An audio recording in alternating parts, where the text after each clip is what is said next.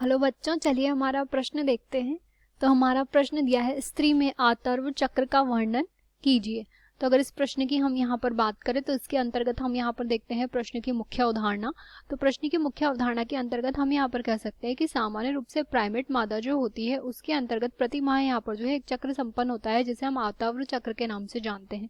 इस चक्र के अंतर्गत यहाँ पर शरीर से जो है रक्त का स्त्राव संपन्न होता है और इसकी जो अवधि यहाँ पर होती है वो अवधि यहाँ पर 28 दिन की सामान्य रूप से होती है। तो यहाँ पर हम कह सकते हैं कि 28 दिन की अवधि का यहाँ पर जो चक्र संपन्न होता है आतर्व चक्र होता है।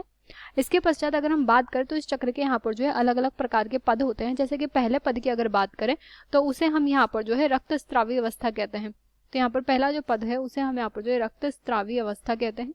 अब रक्त स्त्रावी अवस्था की अगर बात करें तो इसके अंतर्गत यहाँ पर जो है रक्त का स्त्रावण संपन्न होता है।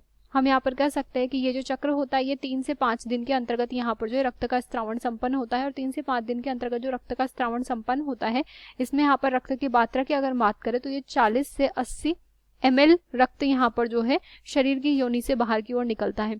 इसके अतिरिक्त अगर दूसरी अवस्था की हम बात करें तो दूसरी अवस्था को हम यहाँ पर जो है पुटिकीय प्रावस्था के नाम से जानते हैं। तो यहाँ पर दूसरी जो है वो यहाँ पर पुटिकीय प्रावस्था है। अब अगर पुटिकीय प्रावस्था की हम यहाँ पर बात करें तो इसके अंतर्गत हम यहाँ पर कह सकते हैं कि सामान्य रूप से ये जो अवस्था संपन्न होती है ये यहाँ पर 7 से 10वें दिन के अंतर्गत यहाँ पर संपन्न होती है।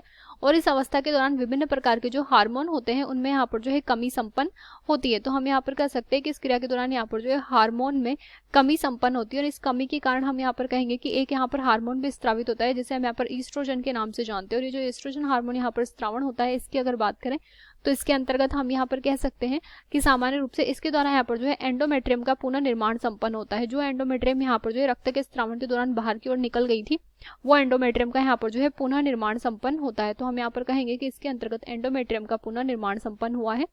इसके पश्चात अगर तीसरी अवस्था की हम बात करें तो उसे हम यहाँ पर निषेचन अवस्था कहते हैं। अगर निषेचन अवस्था की हम यहाँ पर बात करें तो ये 1 से 2 दिन में यहाँ पर संपन्न होती है। और जो निषेचन अवस्था होती है उससे पहले जो पुटिकीय अवस्था यहाँ पर संपन्न हुई है इसके अंतिम अवस्था के दौरान हम यहाँ पर कहेंगे कि इसमें अंत में यहाँ पर जो है हार्मोन की मात्रा बढ़ जाती है। जैसे कि हम यहाँ पर कहेंगे FSH की मात्रा अचानक से बढ़ती है और LH की मात्रा भी यहाँ पर बढ़ती है। और जब LH की मात्रा यहाँ पर बहुत ज्यादा होती है तो निषेचन अवस्था उत्पन्न होती है जिसे हम यहाँ पर जो है LH सर्ज के नाम से भी जानते हैं।